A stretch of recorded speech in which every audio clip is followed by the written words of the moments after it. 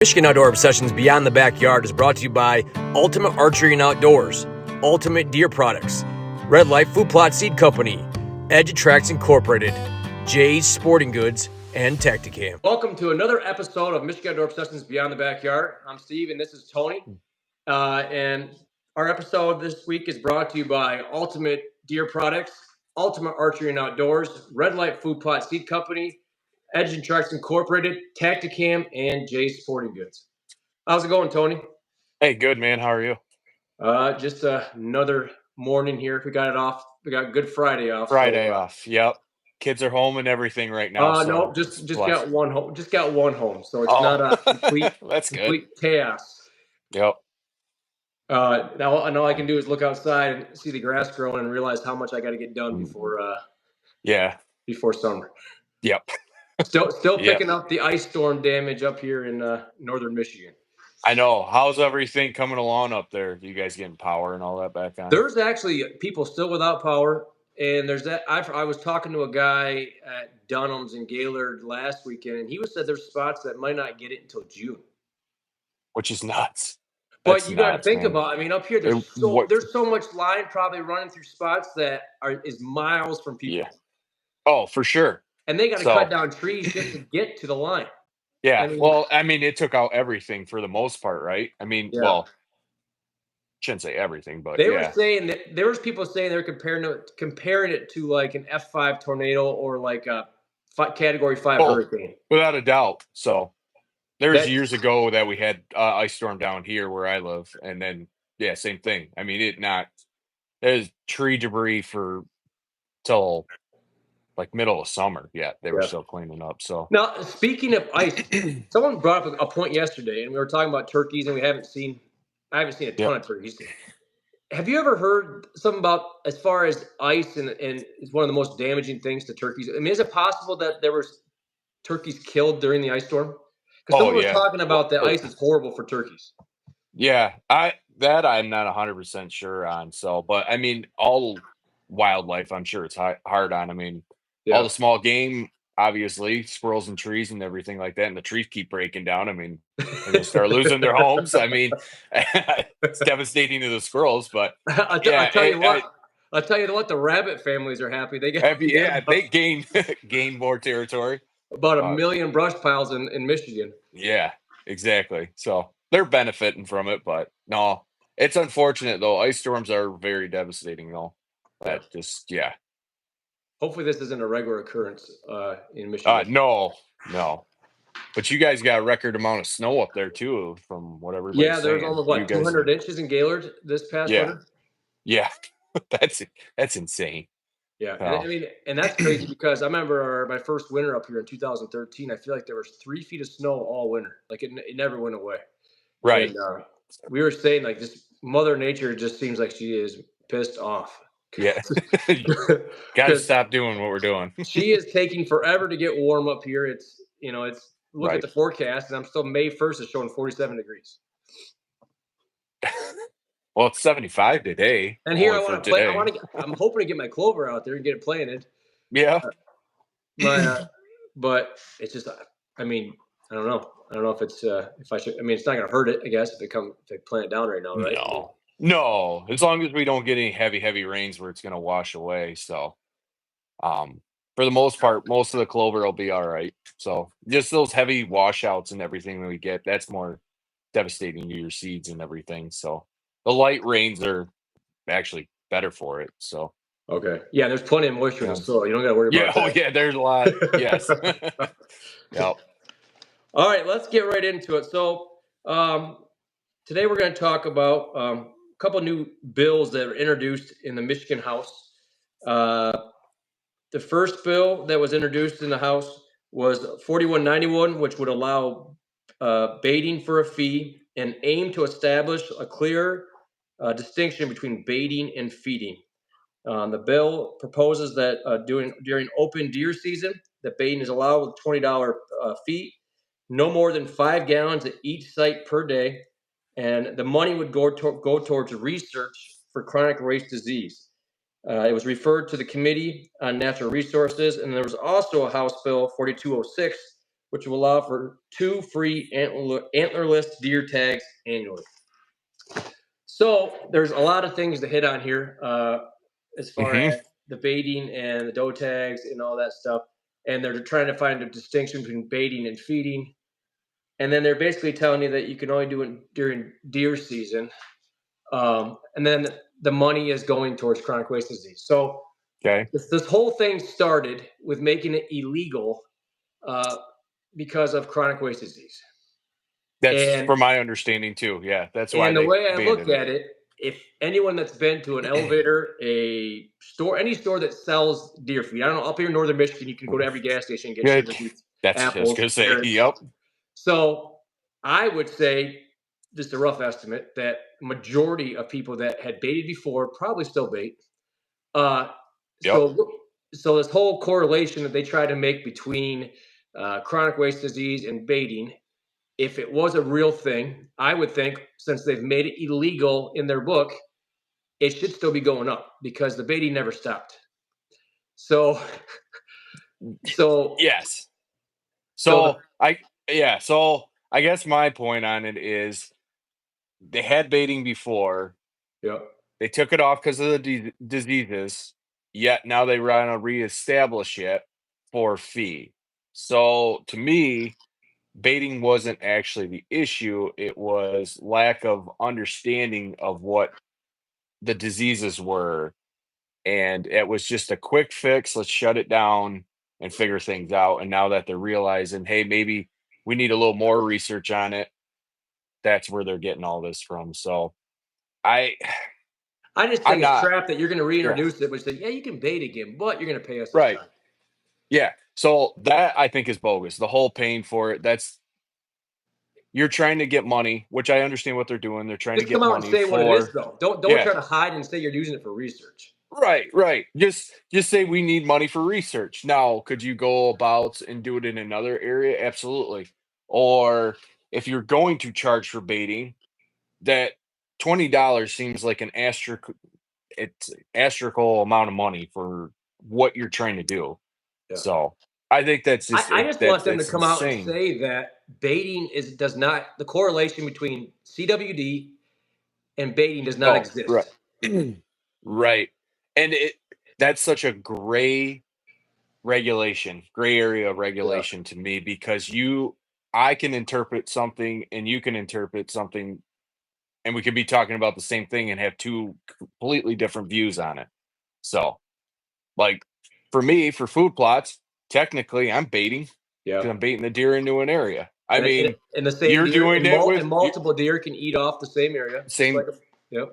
Yeah, I mean, so you should make those illegal. I mean, please don't, but uh but I mean it's the same thing. I'm trying to attract deer to a certain area and that's what I'm trying to do and I choose to do it through a agricultural way of doing it, how they have it written in the book. So, whether it be corn, grains, mineral, all that stuff, I mean, it's to me it's just the same deal. You're just trying to attract deer to a certain area. Well, the So, and stupidest thing about it is that, and a lot of people have brought this point up through this whole the years where they've been trying to get it back, is Yep. that you'd hear the common thing, which is very good arguments as far as combines that spill a pile of corn, Yep. or apple trees. Obviously, apples when they fall off a tree, they're in a pile underneath the tree. What's the difference if you move those apples to a different location? So Right. they're all valid, and there's never been any backing up or defense of with those arguments. You've never heard anything Right. from the other side say, "Well, this is why we're doing it." Right. Um, I mean, yeah, I guess I they don't have a clear, yeah, like you said, they don't have a clear argument. So it's just snatching at every little thing to just say, hey, we can't do this. So you just can't do this just because we said. So, and I think that's kind of bogus. So the whole thing. But Like we've talked about in yeah. the last episode, it's just a constant money grab. It's a Yeah. constant. It's a constant. Yeah, we'll let you do this, but it's going to cost you. Yeah. And the whole thing, like we talked last week too, about increasing license fees. If they said we're increasing license fees due to doing more research on the, EHD and CWD and all that, honestly, I hope they do. I mean, in my eyes, if they need more money to figure out what this disease is properly, I mean, I would rather see it through a little bit of an increase, not an extreme increase on our licenses, but to say $20 for baiting, it's you're not going to get everybody to pay it. You're going to have guys like you said, Steve, that are going to go out and do it anyway Yep. because that's the way we're going to do it. And you're, it's like people like criminals going out. They're not going to go out and buy a gun. They'll steal it from somebody. They're not going to go out and pay for it. Hey, So hey, what? hey! I just bought this gun on the street. I just want to let Street. you know. Yeah, I'm gonna let the government know. It makes no sense to target something that you possibly can't enforce. So amongst the whole state, I mean, it doesn't that it's a poor idea from the state. But Plus, the fact is that with it, all you're doing, and this is going to be seen by a lot of people this way, is Mhm. that they're putting their name in the hat. Like, yeah, I'm over here. I'm baiting. Come check me. And people aren't going to do that. People that No. are baiting, they would rather take the risk and put out as much as they want or wherever they want Mhm. than to have a name in the system where someone could randomly show up at any point in time and check their stuff. Yeah. Yep. I mean, it. Yeah. I the whole thing is just it's so confusing in the whole mindset of how you're going to regulate it, how you're going to do this. I mean, regulation wise, I'm not for or against baiting. I mean, I don't care if my neighbor Yeah. baited if they did. It's if it was legal and he wants to do it, that by all means go for it. So, but I'm sure just like everything, there has to be some regulations to it because if you want to help control some of the deer diseases, say make sure that they have it spread out if they're going to bait, like corn or Yeah. apples or acorn. Spread it out. The other thing with that too is, if you put something in a pile and yeah, they're congregating there, the food's going to go away faster. Now, if you spread it out and make them work for it, obviously that'll help you with your baiting situation. Then you don't have to go out and spend, you know, hundreds of dollars in corn Yeah. every other day because they come in and the raccoons and the squirrels and the turkeys and the deer and everybody is mowing it all down. So, but And within yeah. that, I feel like there's completely different within so-called bait. See, that's a thing. There's baiting. They wanted to define baiting and feeding, and they're Right. like, well, we want it to happen just during deer season. Well, there's a difference here of you either have a person that puts it out legitimately just to shoot over it. And that's it. Yep. That's the one purpose is to kill the deer Right. off it. No benefit to the deer at all. Right. And then you have the people that put stuff out to try to help the herd as far as supplements, Right. minerals, protein blocks. Uh, Hmm. I mean, it's well known that in the state that we lack certain minerals in our soil, Right. like selenium, which does need to help lactate. Right. Michigan isn't high in selenium, so it's like there's a huge difference of a person on the right one side that's just throwing stuff out, shoot the deer over it, and that's it. And then there's the guy on this side that's actually trying to help the herd to make a healthier herd. It's just hard to, there's two different ways of going about it. I mean, Right. Yeah. And you're hitting it on the head with that. It's you can't please everybody. And that's how this is they're going to try to make a motion basically to please one side or the other. yeah. And it's a difficult thing, but they have to have research backing what they're doing. And if they did, then I guess they've got a good argument. But right now it's a bogus thing because you just said a year ago that baiting's illegal and this is what the cause is of, these diseases starting to ramp up, but it's only a year. So you can't do research on No, something that's only happened a year and then turn around and go, well, this is the cause of it. So it's a built over time deal. But like I said, you just know, just look at your if you no. Here's my thing: have they been testing since they made it illegal? that So yeah, there's like yeah, they're not. I have no idea. There's no. there's no information out to like the general public to say, hey, we No. did go out and do this and we Yeah. did test and said, oh, hey, we baited this area and we didn't bait that area, and this is what we Well, yeah, found. But it's plain and simple. Did your yeah, numbers increase or decrease in the last 10 years or however it's been illegal? You yeah, know? exactly. So, like I said, we just talked about how the majority of people, not saying, I'll say a high number of people still bait. Yeah. So did it go up or go down?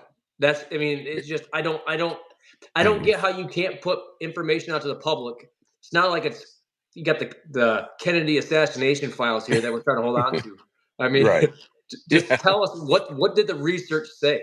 If you're going to Yeah. spend money on research, show people that you're actually doing the research. Right. Right. And that's just it, is they don't have there's no backing because this is such a new thing. Because like when I started hunting, the tuberculosis was like, oh, every deer had it. Oh yeah, And it was a terrible thing. And yeah, if you eat the wrong deer, your family and everybody's in jeopardy, and they scared yeah. everybody then. So, and there was a baiting issue then with that. But all of a sudden it came back and everything was fine. And now all of a sudden we have a new disease that came along. But a lot of these diseases have been in the wildlife for Yeah. ever and ever and Well, just ever. like It's just EHD, which it comes and goes, right? Like, I mean, I know right. downstate this year, you guys had a really bad We case got of EHD again, hammered, absolutely hammered with it. which not to get off topic, but which to me is But weird because I always thought the last time when I was still living downstate, 2012, we had a really bad mhm, case of it, and that was because it was a really hot summer, not much rain, yep. and they always said because your riverbanks dried up and then all the It, bugs hatched out of it. Well, this year you guys didn't it, have that hot of a summer, it, and we had a drought. We did have a drought. And I that disease actually has intrigued me, and I've tried to find everything I possibly can on that. Um, going to all the different classes and conventions and everything to kind of watch what they're coming up with, and what they're saying is because of the lack of water, every sort of organism, wildlife goes to that same oh, watering oh, hole. I get it. Obviously, you're going to get more diseases Yeah, because it's such a congregated area. yeah, So that's their reasoning behind it. And to me, that makes sense. I mean, it's no different than having a group of people in one area. If one person's sick in a yeah, very confined space, most likely the rest of them are going to get yeah. sick. So that I understand that now So what's the in a proportion way. of all those deer that died from HD, which was a huge number? I mean, Yeah, just like it was in 2012. it's significantly more than CWD. I mean, Yeah, way more. they have that way more, but go ahead. Sorry. But I mean, obviously, there's nothing you can do for that though. That's a That's a Mother natural occurring Nature. cause. Yep. Yeah. That's unless they come up with some water purifying thing for swamps, I it's just something they'll have to combat with just Mother Nature and what she's giving you. So, I mean, the best thing you could do for deer, I mean, is just give them proper I think the nutrients DNR and needs to invest in a bunch of like Beretta filters and yeah, yeah, in every watering hole. But start yeah, filtering all the watering holes. but yeah, I mean, so to go back to all these diseases and the baiting thing and everything like that, I mean, they're just they're just picking at something that they're guessing that could be a problem. Yeah, Overpopulation in Michigan of deer. Yes, there is a high population of deer in our state, which is good for the hunting industry, but it's also bad for, deer in general. I mean, places that get overpopulated usually have issues. So, regulate, your deer numbers. And now we go back into the doe thing that they're offering for the free tags. So, what are they saying for that regulation? I guess I didn't read the two all doe I thing. see the House Bill 4206 was to allow for 2 free antlerless deer licenses annually. Okay. So what they're trying to do, and what I'm seeing, I guess, out of the whole thing is they're trying to get people to shoot does. Yeah. Now to throw free tags out there, I wouldn't have done that, but maybe make doe tags a little bit more friendly, and then instead of targeting, How much do you think, though, when it comes to the does, is it a financial decision that people aren't shooting does, or is it a choice? I think it's more of a choice, right? Like I don't think uh, people aren't shooting does based on a fee. I think they're shooting because that's their belief or whatever they want to yeah. do on their property. So Steve, I think you're right with that one too. Is a doe isn't something to be like overly proud of. I mean, you're shooting it for meat purposes Yeah. Yep. for the most part. What's going to draw you to a product? A doe on the front or a massive 10-point buck? I mean, what's going to draw you? It's Yeah. going to be your buck. I mean, that's the point. There is it's not. People think it's uncool to shoot does. Yeah, if you knew the research behind it, if you shot more does Yeah. and you manage the balance rotation on it, which Yeah. I see what the state's trying to do. I just don't like how they're doing it. But Yeah. if you balance that out, I mean, I mean, they've then already kind then of. What was it last year, year before, where they made it where you can use any tag for a doe now? yeah, yes, I think that's fine. There Yeah, was that's nothing awesome. wrong with that. Yep. So, um, but to balance out the herd so you don't have these diseases, so you can bait, so you can do this. I think it comes down to more of a managing point of the deer herd itself and finding a better way than just say, hey, here's free stuff, you know, but not everybody's going to take it because it's not the thing to do. It's not what you could show your buddies when you walk up and you're like, man, check out the doe I knocked down this month. Maybe it was a Well, see, yearling. that right So, there, that they think it's a financial problem, shows me they have no idea what well, any. They have no idea what yeah, the hunting community even thinks or how they no, think. they're worried. So the state's worried about a budget. And this goes for businesses everywhere. They're worried about keeping within a budget. And Yep. when everybody's in the state that, all these organizations, the state parks, everybody's complaining, it comes down to a budgeting issue. And that comes down to the people in the state that are not doing their job of budgeting well. So every year, if you're going to keep increasing taxes that are increasing licenses, coming up with new ideas where people have to pay, that to me is a budgeting issue in the state that is affecting everybody else because they're mismanaging money and where they're putting that money towards. That, and I also think you got insurance companies kicking at their doors saying, "Hey, you need to get these deer Yeah. numbers down." Yeah. The insurance company, I don't even go down that rabbit hole because that's a nightmare. Yep. That stuff goes up and down and left and right. Yeah. So with But costs, so I mean, like we talked about in the last episode. I mean, I feel like Michigan is just reaching for the stars, man. They're always just trying random stuff. There's never mhm. consistency to anything they do. No, no, They might be. They must. Well, and there's probably a lot of people in Michigan that would agree with this, but they might be the worst managed state for deer in the Midwest. Not they're even a not. question. Yes, they're not. They're not the best. Let's just say that because if we were the best, we would have people coming hunting to our state instead of Yeah. leaving to go to Iowa, Ohio, Indiana, all the states that And kind of got I'm an not idea. saying So, for but people that don't care about the racks, I'm not saying that's what it's all right, about. It's just yeah, yeah, yeah, yeah. shoot a 150-inch buck. Because I'll be honest with you, I could shoot a I, 150, 120, hey, 125, and I'd be happy. yeah, So yeah. I I don't would need a love. 150 in order for myself to feel completed and feel like I had a No, successful season. But at the yeah, same time, I wish that our state would look around in the group and realize, man, I'm the only one that's not doing good. I'm the only one right, that has trouble managing our deer yeah. herd. Yeah, and I don't. I think Michigan is so stubborn too, not to go ask other state conservation clubs or anything like that to say, "Hey, do you know what we can do to better ourselves?" And if it is to shoot more does, if it's to put antler point restrictions up, I mean, I don't know, but they need to go talk to some people that have been doing it successfully for quite some time to go, hey, how are you guys doing it? And maybe we should start reaching for that goal instead of trying to be the most unique state and we're going to do this and we're going to do that. And Yeah. I don't, it's just not working for them. Like I So, said, I just uh, don't know how there's no after. Like I said, what has it been? 10 years since they made baiting illegal? At least 8. I know oh, after yeah, 10 at least that. Crap, dude, it because could have been longer old than that Gretch has too. been there for going on 8 years. So I mean, I feel like Yeah, it's definitely been around since she's been around.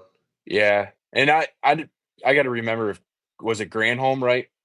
That was before that. Was it him or was it the guy that owned the old computer company?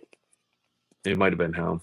Wasn't there a See, guy? that's Yeah, how much I keep up on politics. So I don't really, I don't really care about yeah. politics. To be But honest with you. either way, I think someone even before her, they were getting a little bit of flack to start shutting down baiting and all that. But that was when TB was big, and it's still a problem. TB is, but it's The not what question they is made it though, out to be.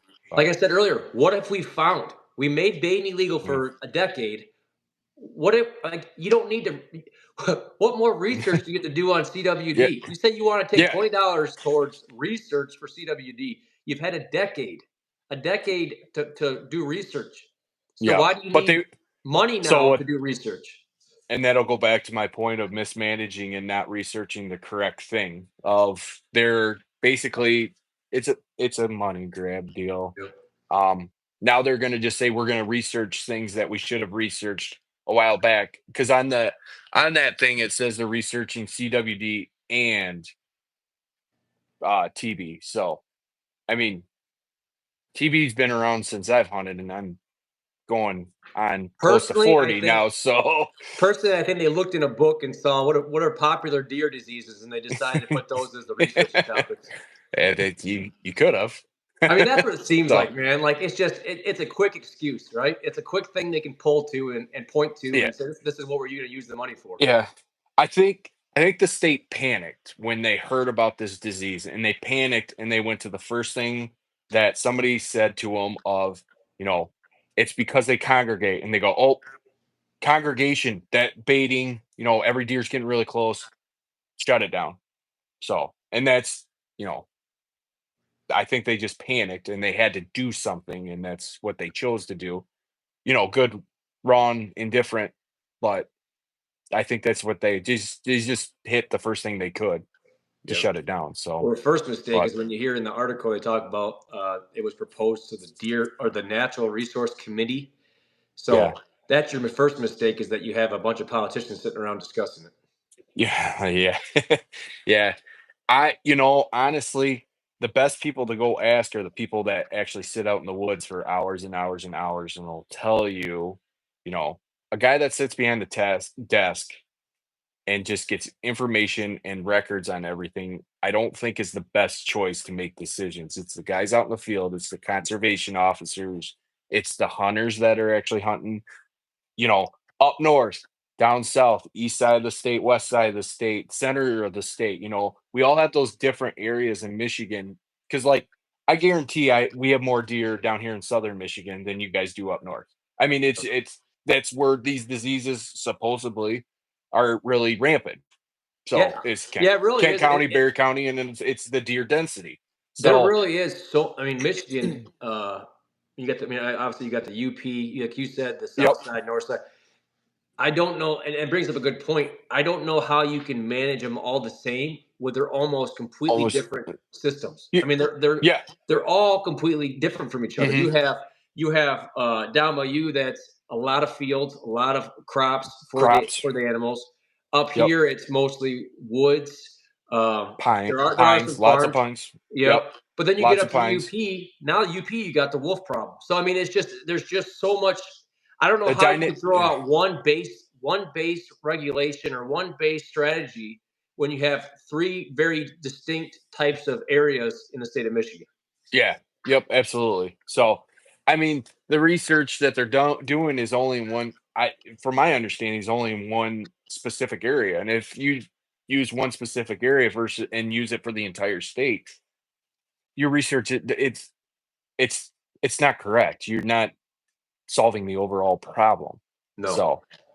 So, I mean, I think they just panicked, and then they were like, "Yep, baiting," because this congregation of animals is what influences this disease, and let's just shut it down. Yet now is the time that they needed to really look at what's going on with it, and if they needed money, I think they need to go about it a different way.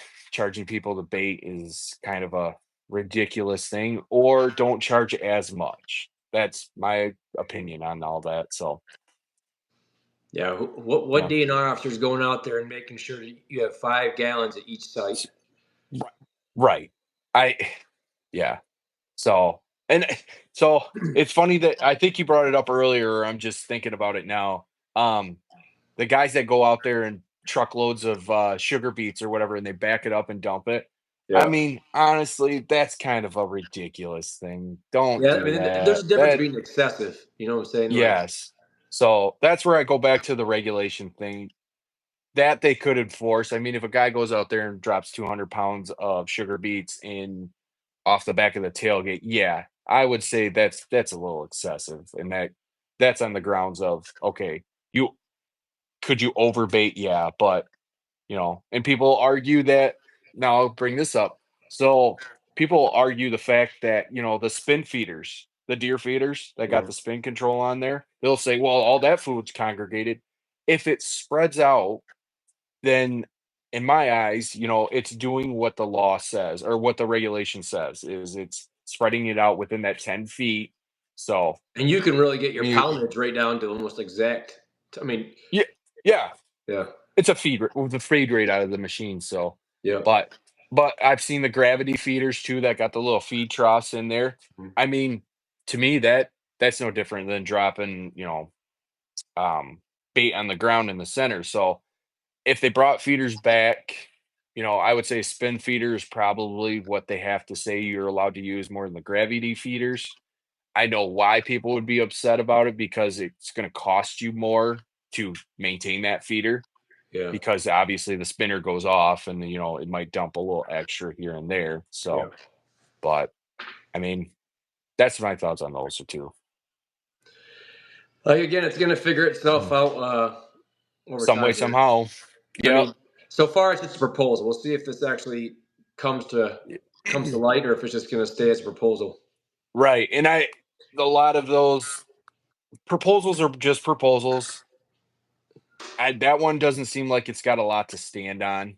No. Um, some of the other ones do. The APRs and the deer management stuff. Yes, that's got a little more research behind it. But the baiting one, if you had data for a year, whatever. That doesn't. That's not inconclusive to me on how all the baiting thing goes. But yeah, Well, like I said, our state is number 5 out of 5. So in rankings in the Midwest, they're bottom like yeah. usual. So Well, hopefully they can get it figured out, but it's going to take some new ideas from people, and the government's got to let some other organizations that have done research, have their say in it. Um, that have research that know how to manage herds. Even if it's from out of state, but I think the state really needs to start getting a hold of this before it gets way out of control, and then they have to come through and do a deer call and you know take out a bunch of deer herd, and that'll wreck the state. So yeah. but But yeah, anyway, man. so I think So that's going to wrap it up okay, for this episode. If you guys have any questions out there, make sure you send them to michiganunderobsession@gmail.com. Don't forget to check out Red Flight Food Plot Seed Company on their Facebook. If you have any food plot questions, send them a message, and we'll get all your questions answered here on Beyond the Backyard. So I'm Steve. This is Tony. Thanks again for tuning in, and until next time, we'll talk to you soon.